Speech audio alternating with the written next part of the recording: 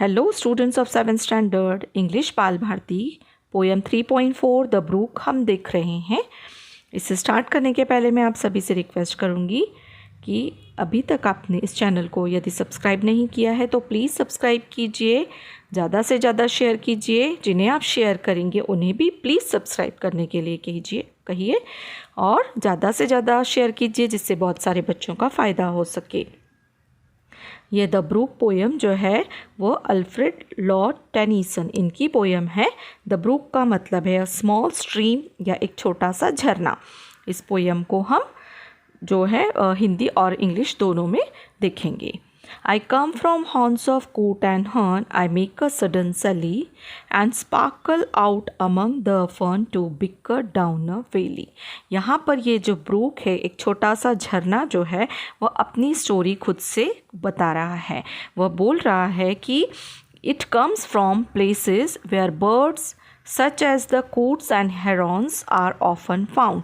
यहाँ हमें जो हर्न दिया है वह एक प्रकार का जो पानी में रहने वाला पक्षी है जो एक यूरोपियन हेरॉन है। तो यहाँ पर ब्रूक हमें कहता है कि मैं एक ऐसे जगह से निकलता हूँ जहाँ पर कूट्स और हेरॉन्स नाम के जो पक्षी हैं वह भी आते हैं। Then it makes a sudden quick journey to shine brightly among ferns or to run noisily down a valley. और उसके बाद वह एकदम से निकलता है, शाइन करता हुआ, चमकता हुआ। कहाँ से निकलता है?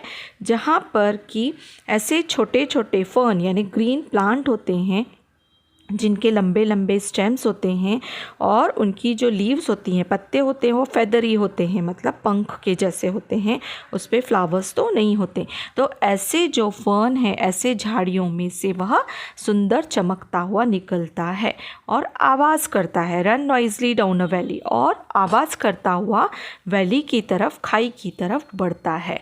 तो ब्रूक हमें क्या बता रहा है कि वह ऐसे जगह से निकलता है जहाँ कूट्स और हेरॉन्स नाम के पक्षी भी कभी कभी आते हैं और फिर वह वहाँ से बहुत जल्दी ही चमकता हुआ एकदम से फर्न्स नाम की जो झाड़ियाँ हैं उनमें से निकलता हुआ बहता है और बहुत ज़ोर से आवाज़ करता हुआ खाई की तरफ गिरता है।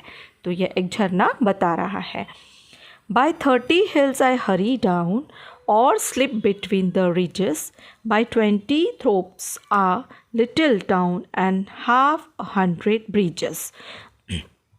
कवि क्या बोल रहा है, ये ब्रूक क्या बोल रहा है? यहाँ पर पोएट यानी कवि ने हमें ब्रूक के किस तरह से सुंदर स्टोरी सुना रहा है वह बताया है कि वह कहाँ से निकलता है। इट हरीज डाउन 30 हिल्स और slips between the ridges next to 20 small villages a little town and more than 50 bridges. मतलब वो जल्दी जल्दी निकलता है कहाँ से कि देखो यहाँ पर हमें एक थोप्स वर्ड दिया है, 20 थोप्स मतलब छोटे गांव जो होते हैं उन्हें यह थोप्स कहा जाता है। तो वहाँ से वह निकलता है, 30 ऐसे जो गांव हैं वहाँ से निकलता है। उसके बाद वह एंड हाफ अ ब्रिजेस मतलब हाफ 100 ब्रिजेस मतलब करीब हाफ 100 मतलब 100 का हाफ मतलब 50 ऐसे ब्रिजेस भी वह क्रॉस करता हुआ निकलता है। बाय 30 हिल्स आई हरी डाउन मतलब 30 ऐसे पर्वत वह पार करता है, वहाँ से निकलता है, फिर गिरता हुआ वह नीचे आता है। उसके बाद वह रिज मतलब क्या है? A high edge along a mountain मतलब माउंटेन की जो सबसे ऊंची चोटी है वहाँ से निकलता हुआ वह 20 गांव पार करता है। ऐसे छोटे छोटे जिन्हें हम टाउन भी कहते हैं या गांव बोलते हैं, ऐसे छोटे नगर ऐसे क्रॉस करता है और हाफ 100 ब्रिजेस मतलब 50 ऐसे ब्रिजेस भी वह पार करता हुआ निकलता है। So it hurries down 30 hills और slips between bridges next to 20 small villages a little town and more than 50 bridges. Till last by Philip's farm I flow to join the brimming river. For men may come and men may go, but I go on forever. देखिए कितनी सुंदर लाइनें हैं कि at last आखिरी में वो it flows by Philip's farm to join the already full river. उसके बाद वो कहाँ से निकलता है? फिलिप्स एक के फार्म तक। फिलिप्स एक कोई वो होगा, किसान होगा, तो उसके खेत के पास वो आता है, वहाँ ज्वाइन होता है जहाँ पर एक बहुत बड़ी नदी ऑलरेडी है। वहाँ पर ये आकर मिल जाता है, ये ब्रुक मिलता है। The brook says that man may come and man may go but it flows on for ever, कि चाहे इंसान इस ज़मीन पर, इस दुनिया में आए या जाएं, लेकिन मैं हमेशा बहता रहूँगा या बहता रहता हूँ। देखिए, झरने हों या नदी हों, ये तो अमर हैं, हम इंसान ही आते और जाते हैं, लेकिन यह झरना हमें क्या कह रहा है, चाहे कितने ही इंसान आए और जाएं, लेकिन मैं इसी तरह बहता हूँ। उसके बाद I chatter over stony ways in little sharps and trebles, I bubble into eddying bays, I babble on the pebbles. क्या कहता है, देखिए यहाँ ब्रुक, इट मेक्स, कि यह एक आवाज़ करता है, it makes a chattering musical noise, वह एक आवाज़ करता है ना, खड़ खड़ खड़ खड़ ऐसे आवाज़ करते हुए पानी बहता है ना, उस तरह से। As it travels over stony path, इस तरह से वह स्टोनी वेज मतलब स्टोनी पाथ पर वह जहाँ पर चट्टाने पत्थर होती है वहाँ से बहता है।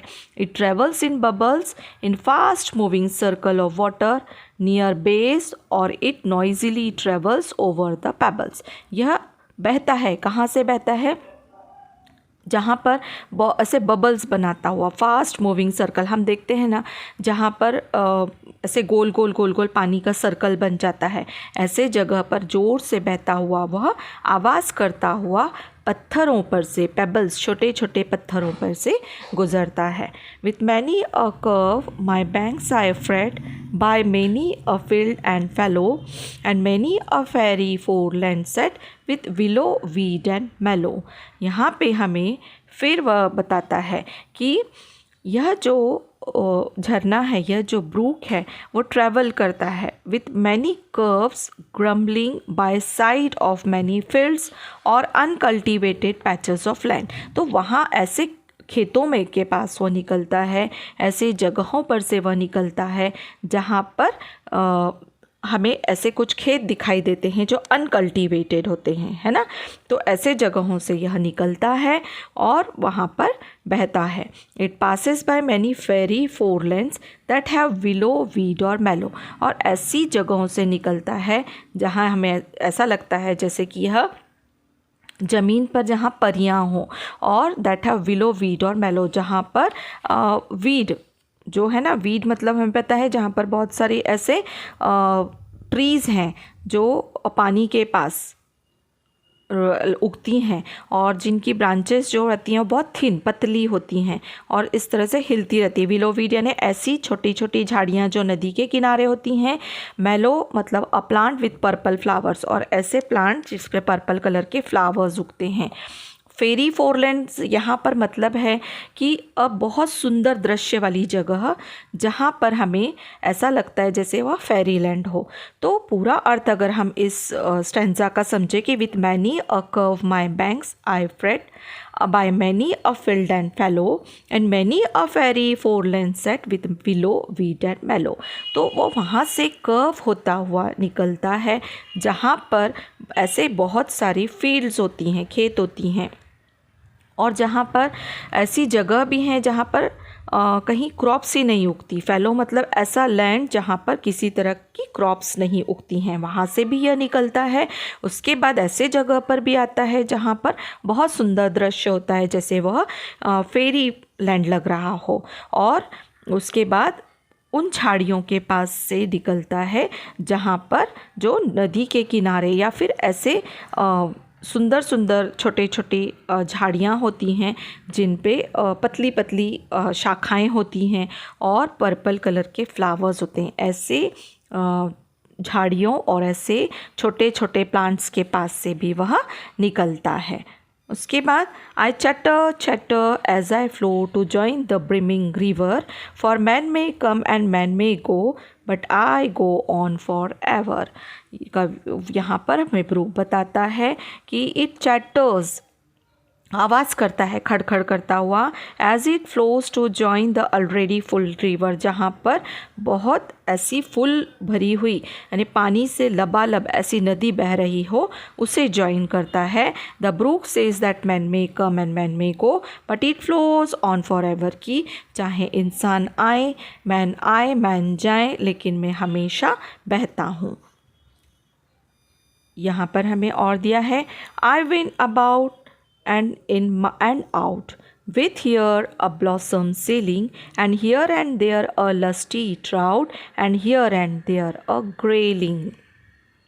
यहाँ पे कुछ वर्ड्स आए हैं जिन्हें हम पहले देख लेंगे। देखिए यहाँ पर ब्लॉसम का मतलब है फ्लावर, लस्टी मतलब हेल्दी, ट्राउट का मीनिंग है एक ब्राउन फिश जो नदी के किनारे या तालाब में पाई जाती है।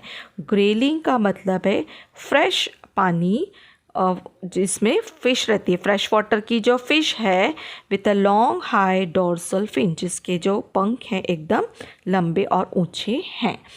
तो ऐसी यह जो कुछ वर्ड्स हैं उन्हें क्लियर करते हुए हम इसका अर्थ देखेंगे। I went about and in and out with here a blossom sailing and here and there a lusty trout and here and there a grayling. देखिए यहाँ पे हमें ब्रूक क्या बोल रहा है कि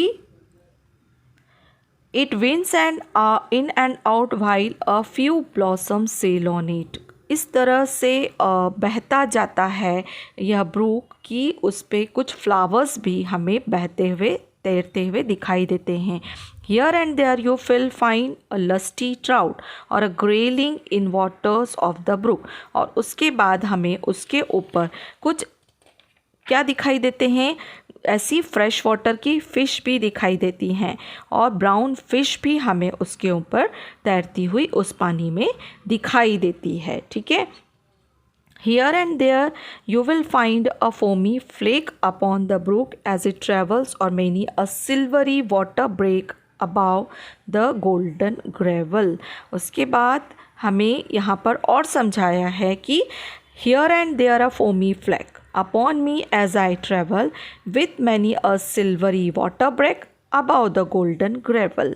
अभी यहाँ पे हमें ब्रूक क्या कहता है कि अगर आप देखोगे तो मेरे जो झरना है उस पर फोमी फ्लैक आपको दिखाई देगा, मतलब फेस जो फोमी फ्लैक है मतलब बबल्स, जो फेस की तरह बबल्स होते हैं वह दिखाई देते हैं। और इसी तरह से small thin piece of something, मतलब कुछ ऐसी चीज़ें हैं जो छोटी छोटी पीसेस में हैं, वह भी हमें उस ब्रूक में तैरती हुई दिखाई देती हैं। ग्रेवल का यहाँ पर मतलब है small rounded stones often mixed with sand, मतलब रेत के जो छोटे छोटे पत्थर होते हैं वह भी हमें जो राउंड शेप में होते हैं, ऐसे पत्थर जो हैं उन पर से भी हमें यह पानी बहता हुआ दिखाई देता है। और यह जो पानी है वह हमें एकदम कहाँ से दिखाई देता है, सुंदर बहता हुआ, ऐसा लगता है जैसे कि वह ट्रैवल कर रहा है। With many a silvery water break above the golden gravel, तो हमें एकदम सिल्वर कलर का चमकता हुआ इस तरह से वह बहता हुआ दिखाई देता है। And draw them all along and flow to join the brimming river for men may come and man may go but I go on for ever. तो यहाँ पर हमें फिर से ब्रूक क्या बता रहा है कि मैं इस तरह से बहता हूँ कि वह मैं जाकर एक ऑलरेडी जो फुल रिवर है उसमें मिलता हूँ, और फिर चाहे मैन आए या मैन जाए फिर भी मैं बहता ही रहता हूँ। And draw them all along and flow to join the brimming river for men may come and man may go but I go on for ever, मतलब मैं फिर से निकलता हूँ और फुल भरी हुई जो नदी है, जो पानी से लबालब भरी हुई है, उसमें जाकर मिल जाता हूँ। चाहे इंसान आए या जाए मैं हमेशा इसी तरह बहता रहता हूँ। I slip, I slide, I gloom, I glance among my skimming swallows. I make the naked sunbeam dance against my sandy shallow।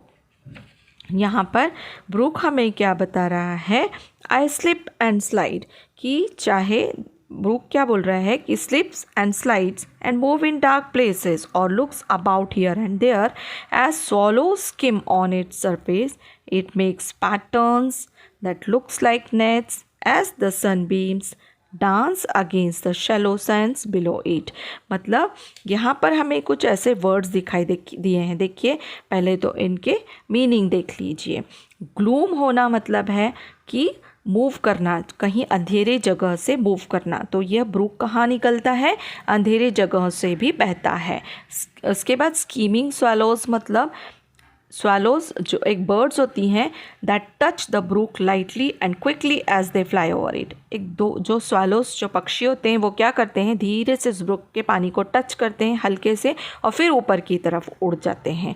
तो यह क्या बोल रहा है Brooke? I slip I slide I glow my glance, कि मैं अंधेरी जगहों से निकलता हूँ, उसी तरह से मैं क्या करता हूँ कि मुझे जो स्वैलोज पक्षी हैं वो छूते हैं और फिर वापस उड़ जाते हैं। I make the netted sunbeam dance against my sandy shallow. और उसके बाद मैं क्या करता हूँ कि जो भी जगह छोटी सी जगह हो, छोटे से अंतर वाली जगह हो, वहाँ से भी मैं ऊपर से नीचे की ओर बहता चला जाता हूँ। मतलब मैं चाहे अंधेरी जगह से निकलता हूँ, फिर मैं चाहे छोटी और ऊंची जगह वहाँ से भी निकलता हूँ, और मुझे जो स्वैलो पक्षी है वह भी छूकर ऊपर उड़ जाते हैं। I murmur under moon and stars in brambly wildernesses, I linger by my shingly bars, I loiter round my creases। यहाँ पे देखिए, मुरमुर का मतलब है एक तरह का sound, as if speaking very quietly, बिल्कुल धीरे धीरे आवाज़ करता हुआ कोई साउंड है। ब्रैम्बली का मतलब है कि जो जंगली छोटे छोटे झाड़ होते हैं जिसमें कांटे भी होते हैं और उसमें जो ब्लैकबेरीज लगती हैं वह, तो ब्रैम्बली है। वाइल्डरनेस मतलब एक ऐसा एरिया जहाँ पर कुछ भी कल्टीवेट नहीं होता, जहाँ पर कुछ भी नहीं उगता है। लिंगर का मतलब है एक लॉन्ग टाइम, बड़ा सा टाइम, या फिर डिसअपियर होना या फिर अदृश्य होना। उसके बाद हमें यहाँ पर दिया है शिंगली। शिंगली का मतलब है full of small round stones that cover the ground by edges of river. नदी के किनारे जो छोटे छोटे राउंड पत्थरों से भरी हुई जगह होती है उसे शिंगली कहते हैं। बार मतलब है ऑब्स्टेकल, है ना, कहीं पर रुकावट। और लॉइटर का मतलब है टू मूव स्लोली अराउंड, धीरे धीरे आसपास घूमना। क्रेस मतलब any of various plants with small green leaves, ऐसे छोटे छोटे प्लांट्स जिसमें स्मॉल ग्रीन लीव्स होते हैं। तो अब हम इसका अर्थ पूरा स्टेंजा का समझ लेंगे। In murmur under moon and stars in brambly wildernesses, I linger by my shingly bars, I loiter round my क्रेसेस। तो यहाँ पे ब्रूक हमें क्या बता रहा है कि यह जो है डार्क प्लेसेस से भी निकलता है। उसके बाद यह एक छोटा सा आवाज़ करता है, इट विस्पर्स। मुरमुर मतलब विस्पर्स, छोटा सा आवाज़ करता है। Softly under the moon and stars and wildernesses thick with brambles. और कहाँ से निकलता है? आवाज़ करता हुआ ऐसी झाड़ियों से निकलता है जिसमें कांटे भी हैं और जिन्हें ब्रैम्बल्स कहा जाता है। It move slowly by the bars full of shingles और राउंडेड इट्स क्रिसेस। और ऐसी जगह से फिर से बहता है जहाँ पर छोटी छोटी रुकावटें आती हैं, जैसे कि छोटे छोटे पेबल्स होते हैं, तो उन पर से रुकता हुआ यह पानी फिर से बहने लगता है, यह ब्रूक फिर से बहने लगता है। And out again I curve and flow to join the brimming river, for men may come and man may go but I go on for ever. इसका मतलब कि ब्रूक फिर कहता है कि मैं कर्व होता हुआ, गोल गोल घूमता हुआ एकदम फ्लो करता हूँ, बहता हूँ और फिर जाकर एक बड़ी सी नदी में मिल जाता हूँ। चाहे मैन आए चाहे जाएं, इंसान आए चाहे जाएं, लेकिन मैं हमेशा बहता ही रहता हूँ। बहुत सुंदर पोयम है यह, the brook by Alfred Lord Tennyson, इनके द्वारा लिखी गई है। यहाँ पर हमें कुछ मीनिंग्स दिए हैं और मीनिंग्स जो हैं मैंने ऑलरेडी आपको पोयम बोलते टाइम या एक्सप्लेन करते टाइम आपको यह दिखाए हैं या फिर बताए हैं। तो आप इन्हें भी देखिए मीनिंग्स को, और इसके जो क्वेश्चन आंसर्स हैं मैं इसी पोएम के साथ आपको दूंगी। अगर आपको समझने में थोड़ा कठिन लगता है तो आप 2 या 3 बार इसे अच्छी तरह से सुनिए। आई होप कि आपको ये पोयम समझ में आए।